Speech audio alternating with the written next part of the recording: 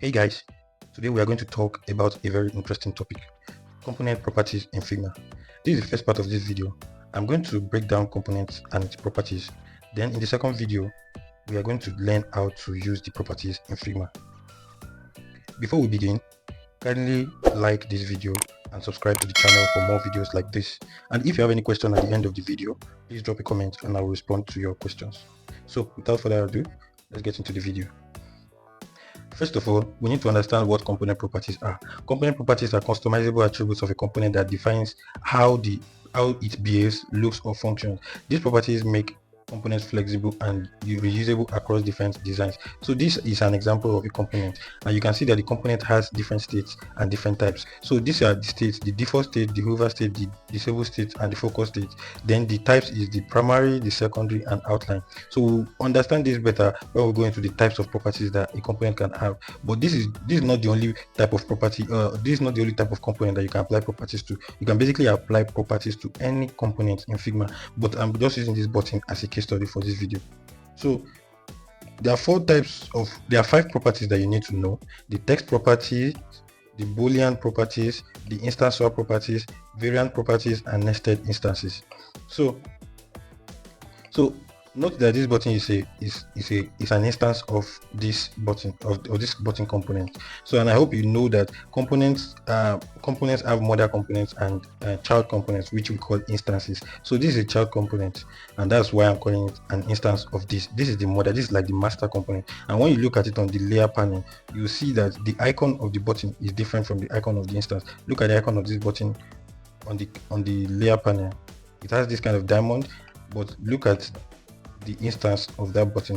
You can see the type of diamond that comes with this one is different from the master component. So that is how you differentiate buttons, main master components from instances. So this is an instance of that button. Let me reset this so that we go back to. So you can see it's button, that's the text inside. So the first one is text property. So change button, it allows us to change button labels, headings, captions, etc. So button label, this is an example. It can be headings, it can be caption, it can be even body text. So anything that deals with text within a component, you can use text property to make it flexible, to make it easy for people to change it. So let's say, for example, you are working you are working on a design system for a team. You must make the text property very flexible because it makes it easier for people to work with design systems or components. It even makes it for you as a designer to work with components. So you might be thinking this is just a button that is just one text. I can just easily go inside and change it. Of course, I can go inside and change it to sign up, for example. Sign up, and that's it. And I've changed it, right? But in a case where we have a card that has multiple layers of text, it is always easier to do that when you use the text property of the component. So you can have card components where you have pictures, you have text, maybe the header text, you have body text, you might even have caption text inside the card component. So using text property helps you to easily change it. So if I want to change this now using the text property, although once I do change it here, it also changes here, but I can easily just change it without even having to double click into the button and just change it to maybe upload, for example. So, and that's it. And I've changed it. That's how text property works basically. So the second one is Boolean properties, right? So Boolean properties allow you to show or hide layers or elements. It allows you to show or hide layers or elements, e.g. toggle an icon on and off. So this is another instance of that master component. So in this one, we are going to see how we can turn on these icons. We have two icons on the right and the left of the text of the button. So let's say for this one, I now want to use that upload, and I need it to have an icon, right? But I don't want it to have two icons on both ends. So if I click this, I can turn on the right icon or turn it off. I can turn on the left icon or turn it off. This is the Boolean property of this component. So let's say it is only the left icon that I need. I don't need the right icon. I can just turn the right icon off and the button is there, right? So this is also the same thing as if you come inside and turn off the layer from here, right? It's also the same thing. But what makes this one better is that you don't have to do that. You don't have to click into the component to come and turn it off on the layer panel, and you can easily toggle it on and off just with a click of a button, which makes it very easy. And once you do this here, you don't have to even come and turn it on and off on this place. It can be visible here, but you can turn it off on the one that on anywhere that you need it. Because I turned it off here does not mean that it will affect the other instances of the button, right? So that is the major reason why you need to learn how to use this tool, because it makes it easier for you to turn it off. Even if I want to turn off the left icon, I can easily turn it off and on, right? So let's go to the next one, which is the instance swap property.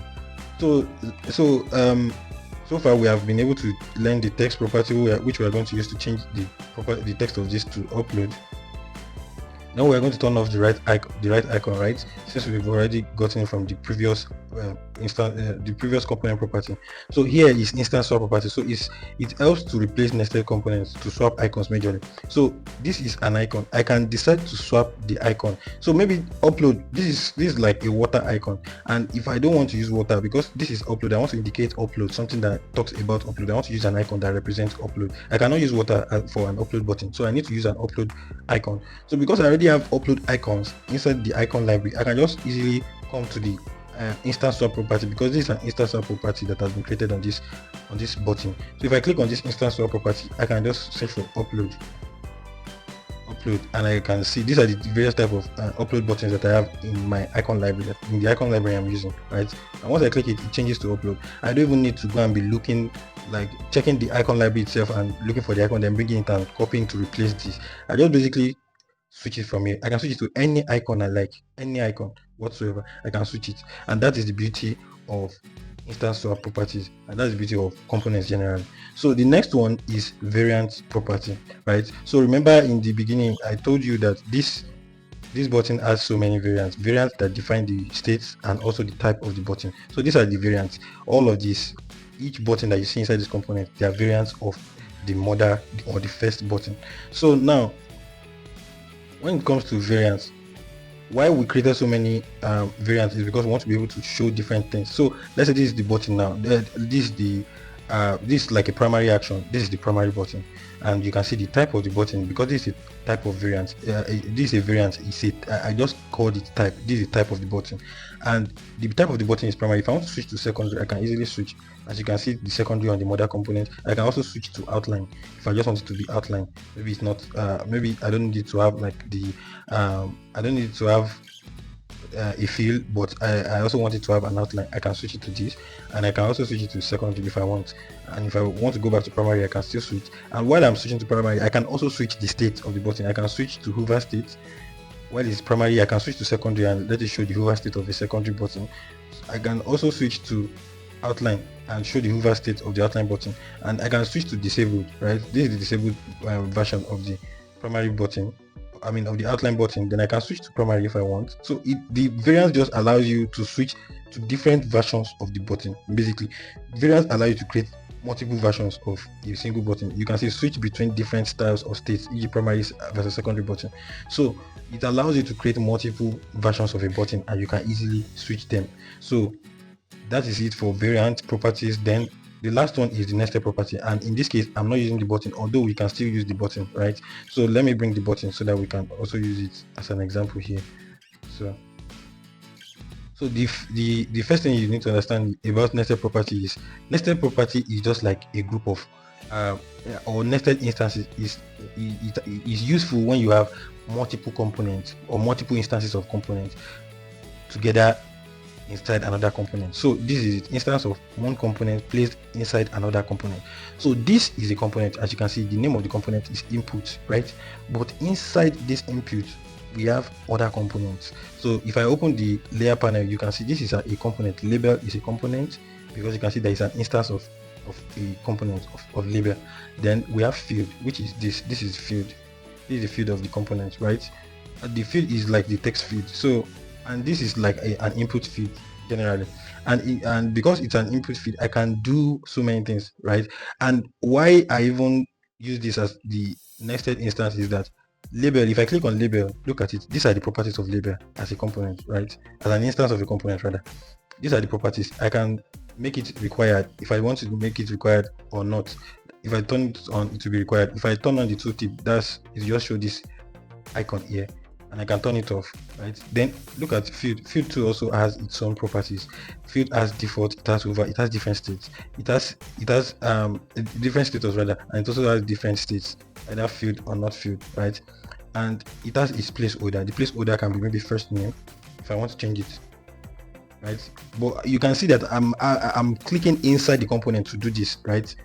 I'm clicking inside the component for me to do this. But the advantage of nested instances is that you don't need to click inside it to do it, because this is a component. You can just easily review the nested instances of the component. And because I have this input as a component and label inside it, if I just click on I'm sorry, I have field and label inside input. If I just click on input itself, you can see the properties of input, and you can see the properties of label. You can see this is label, and this is the properties, and this is field, and this is the properties of field. So for the field, if I say I want to turn off the left or right icon, if I remove the right icon, I can get rid of it. I can get rid of the left icon. I can remove the required star, and I can turn it back on, because the instances have been nested. And look at this button too. The button too has a nested instance. So these icons, they have, because from the icon library, they have multiple versions of the icon. So this icon can be a solid icon, it can be a field icon, it can be a stroke icon, it can be a broken icon or outline icon. So look at it. Because the name of the icon is water, the style of the icon can be changed. So I can change it to like bold, because it is still going to be stroke on bold. That's why you're not seeing any difference. But if I change it to broken, you can see it will change the first water icon to broken, right? And if we do this, we can change it to broken too, right? So let's say I change this icon, I change it to okay, let's go for maybe profile